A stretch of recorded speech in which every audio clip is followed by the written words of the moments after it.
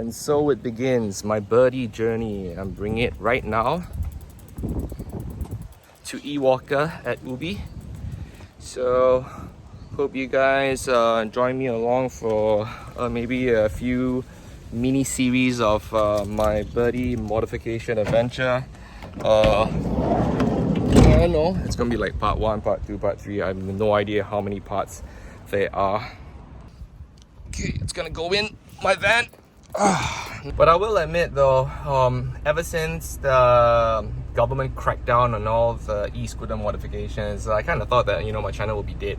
I think a lot of valuable content is actually not out there where the, you know, where the foldable bikes are concerned. And I think that it's not that there isn't any, but the kind of modifications done to Bromptons and Birdy can be quite crazy. There's this company in Taiwan called Color Plus, and I think it's quite a niche market. I'm not exactly sure how crazy I will fall into this whole aftermarket kind of modifications for the Birdy, but I think I've already reached my capacity for the Brompton, because even then, you know, it was still quite significant, you know, with the amount of modifications I did to the bicycle. I know Color Plus has a whole series of high-end parts for it, but it's something that I'm not going to explore. It's available. Go to the website and be absolutely blown away by the kind of aftermarket parts they produce for the Brompton as well. But I think with the Birdy, I'm going to go a little bit more, because the platform on the Birdy actually allows for more aggressive modifications. It's dual suspension. So yeah, I'm just going to build up to a very, very fast bike within my budget, of course.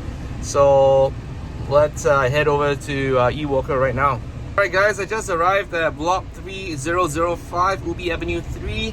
It's the unit number is 0152, and that's where Ewalker is. It's amazing. This place actually brings back a lot of memories to me. If I'm not wrong, there used to be an exhaust place called Fonkim Exhaust. You know, I think those of you who are into like cars, modifications and stuff like that, this was like, wow, 20 years ago. You would drive any car, you could modify your exhaust, you could have a very loud exhaust, and oh man, brings back so many memories. The sticker shop is just round the corner, so I don't see Fonkim here anymore, strangely, but probably somewhere else. But anyway, I'm gonna go down. And there's one more other thing that I would like to bring to your attention about the Birdy. The Brompton, whenever you push it, you can go backwards and go or you can go forward, you know, whenever you push the Brompton. But for the Birdy is a little bit different. You know, it can go forward, but you can't actually roll it backwards. You know, you gotta go like in a weird roundabout way. And I mean, it's not a deal breaker, but it's just something to take note. I'm wondering whether the modifications that I make to the Birdy will be able to resolve this. But anyway, I'm here, let's go. And here we are. So much poison just outside the shop. My god.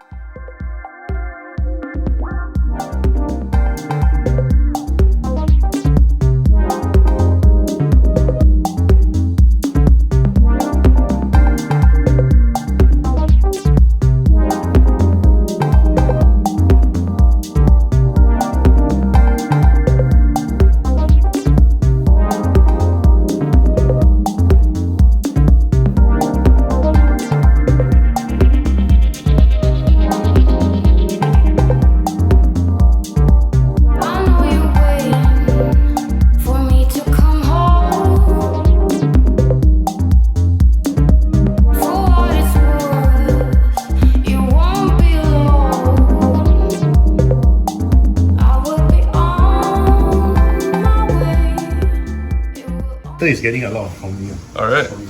Anyway, this is Jeffrey, camera shy. Hi. Alright, these are the stuff I will be installing for today.